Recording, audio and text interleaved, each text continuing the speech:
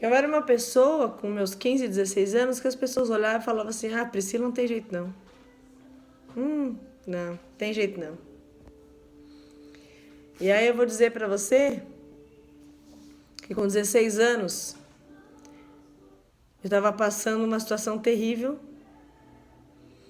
na minha vida e tinha alguém que olhava pra mim, que eu amo muito, a Regiane, e ela sempre ministrou a palavra de Deus no meu coração. Não desista de quem você ama e que parece ignorar o Senhor. A Regiane, com meus 13 anos eu a conheci. Com 15 anos eu fui trabalhar com ela era minha vizinha. E ela me deu meu primeiro emprego. E naquele escritório ela falava do amor de Jesus pra mim. E eu dizia pra ela: ah, não fala de Jesus não, que eu não quero nem saber de igreja. E ela falava assim: Deus tem um propósito na sua vida. Eu dizia: ah, não começa com essa conversa, senão a gente não vai ser mais amiga. E ela falava assim pra mim: eu não vou desistir de você, porque Deus não desiste de você. Louvado seja Deus pela vida daquela mulher que nunca desistiu de mim, que investiu oração, que investiu tempo na presença de Deus. Então, com 15 para 16 anos, eu tive que sair do escritório. Minha mãe ficou doente, tive que cuidar dela. Com 16, minha vida estava pior. Com 17, quase 17 anos, um dia minha mãe falou para mim: filha, vamos para a igreja comigo? Minha mãe já estava indo para a igreja, eu criticava minha mãe, eu falava assim: ah, você vai na igreja para quê? Para dar dinheiro para pastor? Lá vem você com esse papo de crente. Eu era uma pessoa rebelde, respondia a minha mãe. Eu não dava valor para a mulher que ela é. E com 16 anos, uma menina tão rebelde, tão revoltada, briguenta, ela olhava para mim e dizia: filha, o Senhor te ama. E eu falava: ah, tá. Eu ignorava Deus. Quantas pessoas a gente conhece que são assim, não é? Eu conheço algumas, mas não desista delas.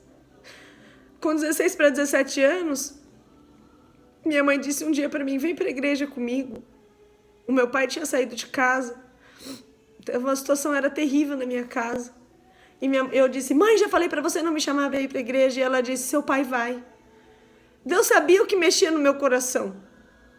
E eu, achando na minha pequenez, achando que era para eu não deixar minha mãe sozinha, então, com meu pai, eu ia.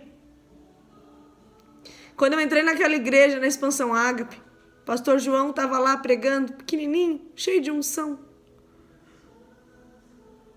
A Regiane nos levou. E naquele dia eu chorei, eu não parava de chorar. Na hora que eu pisei naquela igreja, eu comecei a chorar. Eu lembro como se fosse hoje. E eu disse assim: mãe, eu não consigo parar de chorar. E ela falou: deixa Deus falar com você. Eu não entendia nada sobre Deus. Eu sabia que ele era alguém que morava lá no céu, mas que ele nem se importava comigo, era a minha ideia. Eu falava assim: ele nem liga para mim, ele nem lembra que eu existo. Queridos, quanto engano no meu coração. E naquela noite, o pastor João pregou e do começo ao fim daquela palavra eu não parava de chorar. O Espírito Santo de Deus estava mexendo comigo e eu não sabia. E aí ele disse assim para a igreja no final do culto: quem ainda não conhece o Senhor, que quer aceitar Jesus na sua vida como Senhor e Salvador, vem aqui na frente, eu quero orar por você. E o meu coração ardia de desejo de conhecer esse Deus que eu não conhecia, mesmo sem saber que Ele me amava. Aquele dia o Espírito Santo de Deus entrou na minha vida, porque eu permiti, porque tinha alguém que orava por mim, porque minha mãe orava por mim, porque a Regiane orava por mim, acreditavam no milagre. E aí eu sentia como se tivesse duas bolas no meu pé, presa, como se eu tivesse presa mesmo, uma cadeia. E eu falei assim para Deus: Deus, se você realmente existe, me faz ir lá na frente. E meus pés soltaram, e eu consegui caminhar. E naquela noite tinha umas 8 pessoas, mais ou menos, junto comigo e o pastor João foi perguntando de um por um. Você aceita Jesus na sua vida como Senhor e Salvador único e suficiente? Ele dizia. E as pessoas falavam, aceito. E ele falava, amém. E ele passava para o próximo. Até que chegou em mim. E ele olhou bem nos meus olhos e fez a mesma pergunta e eu disse que sim. Mesmo sem entender nada sobre esse meu maravilhoso Deus. E eu disse assim, sim. Ele olhou fixamente nos meus olhos, bem dentro dos meus olhos e falou, você tem certeza? E eu fiz que sim com a cabeça, sem entender por que ele estava apertando aquilo só para mim. E ele disse, hoje o inferno se levanta, mas há uma grande festa nos céus, querida, porque o Senhor contava com a sua vida. E naquele momento eu pude sentir especial, coisa que eu nunca tinha me sentido na minha vida.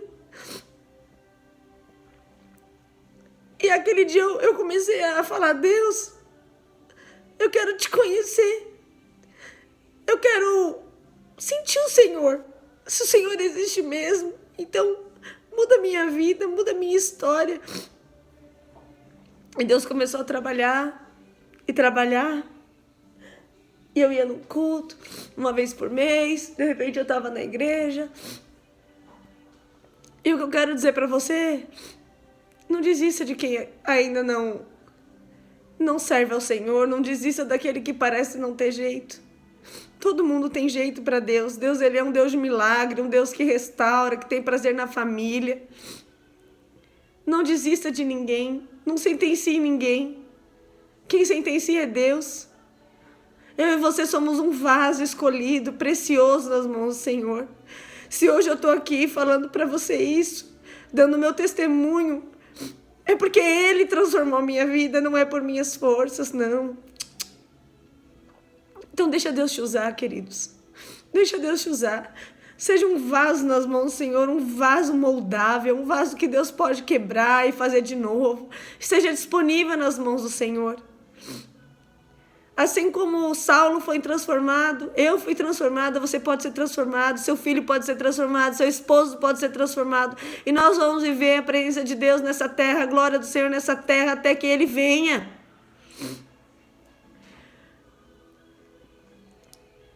Que Deus os abençoe. Fiquem na paz do Senhor.